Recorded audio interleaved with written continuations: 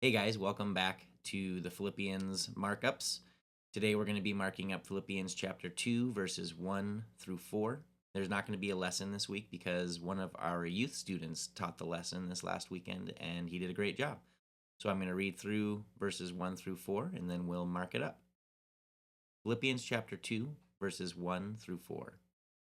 So if there is any encouragement in Christ, any comfort from love, any participation in the Spirit, any affection and sympathy, complete my joy by being of the same mind, having the same love, being in full accord and of one mind. Do nothing from selfish ambition or conceit, but in humility count others more significant than yourselves. Let each of you look not only to his own interests, but also to the interests of others. As we continue in chapter 2, we recognize that Paul starts this section with a pretty substantial if-then statement. He lays out some of these things as expected. The word if there is more of a since. He says, since there is encouragement, since there is comfort, since there is participation, and since there is affection and sympathy.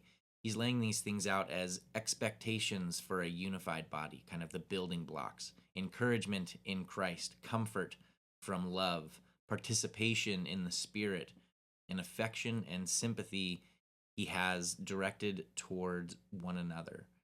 He lays these out as the foundational elements of the body of believers in Philippi. And he says, since these things exist, you guys can complete my joy. And you do that through having a sense of unity. You have the same mind. You have the same love. You are acting in full accord, having the same motives, being of one mind. He says these are the elements that demonstrate to the people around you that you are part of the same body. This is a reiteration, a continuation of the thought that he had in chapter 1, verse 27. He says, you don't do this through selfish ambition or conceit. These things are wrong. Don't do them. Don't do it out of selfish ambition or conceit. And this statement here is reminiscent of the conversation he has about those in chapter 1, verses 15 through 17, who are preaching the gospel from wrong motives.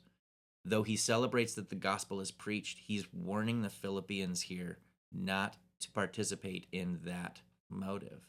He says, in contrast to those people, you need to act humbly. You need to consider others more significant than yourselves in humility. He lays it out. I want to emphasize this point that it's not thinking less of yourself. It's thinking more about other people. And he says, to kind of emphasize this point, look not only to your own interests. Thinking humbly is not completely getting rid of your own preferences. It's not completely alienating yourself. But it does have a proper order. So when Paul says count others more significant than yourselves, that's the first principle that you check.